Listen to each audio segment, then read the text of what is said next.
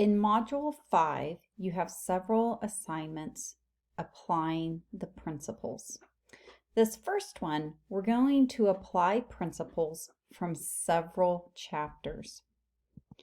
So, your first part of the assignment was to choose principles from either Chapter 3, which is what you see on this slide, and from Chapter 4. So the first is focusing on materials and how you arrange and display the materials. The second is focusing on your indoor-outdoor space, gross motor, and vestibular needs, active play. So you're going to write a lesson plan addressing the principle that you choose from Chapter 3 or 4. Now, you could actually have several principles that you choose. Like just walking through those again right now, I was like, ooh, I could have done this and this and this one and not changed my lesson. But you got to focus a little bit. So you have to choose at least one principle from 3 or 4, sorry. And now looking at Chapter 5, you're going to use those principles to implement a principle from 3 or 4. So these are the Chapter 5 principles. So here's my example.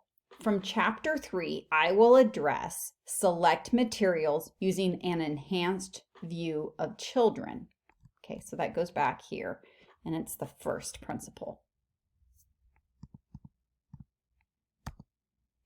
I will do so while incorporating from Chapter 5, think through your actions, seek the child's point of view, notice the details to discover more possibilities, share conversations following the child's lead, and support children's connections with each other. Okay, see how these principles are going to translate now in my lesson. And you're going to see how I'm using this. Everybody is going to think through their actions because you're writing a lesson plan. Now, your lesson plan might be a center, it may be a special activity, it may be the introduction of a game, a circle time. You could even do a lesson plan around a routine or a transition in the classroom.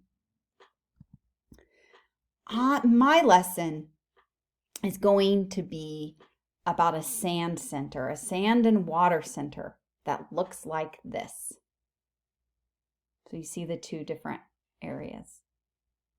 This is my visual, what do you call it? It's not motivation, inspiration. This is my visual inspiration for my lesson.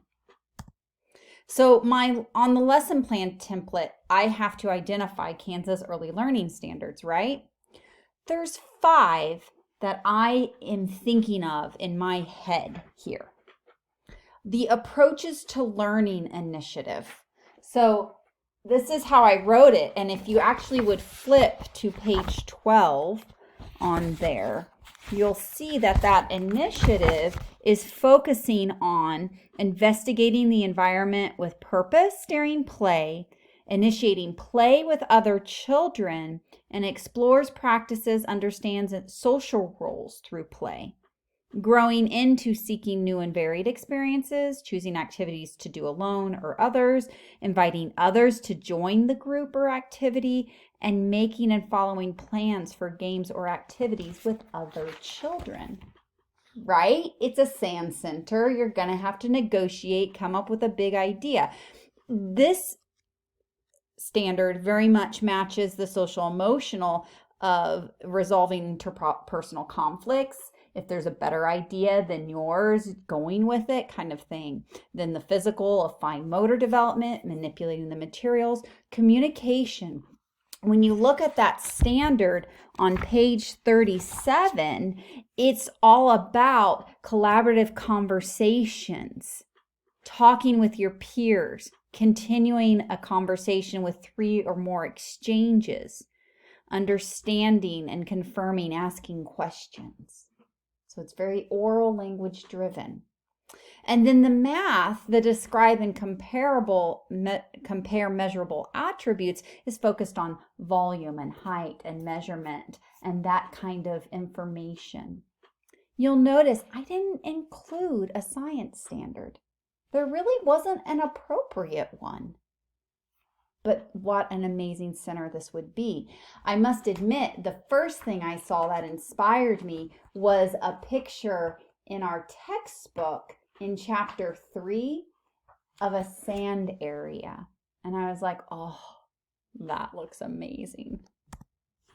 So let's look at the lesson plan template.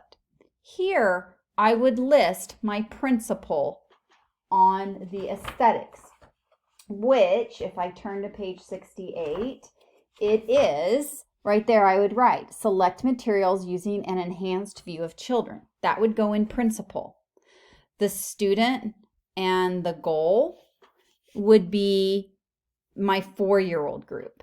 Then my materials is, the sand, water, my different containers, a sieve, spoons and scoops of different sizes. And then my Kansas Early Learning Standard here is those 5 that I identified.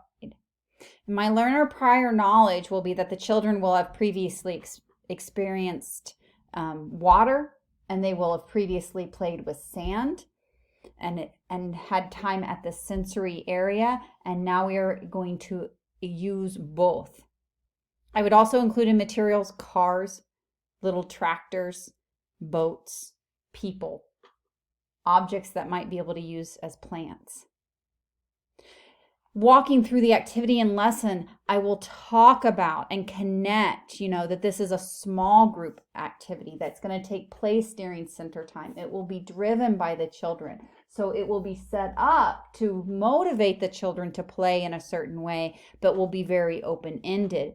The teacher dialogue, I will talk about and use language such as dissolve, grain,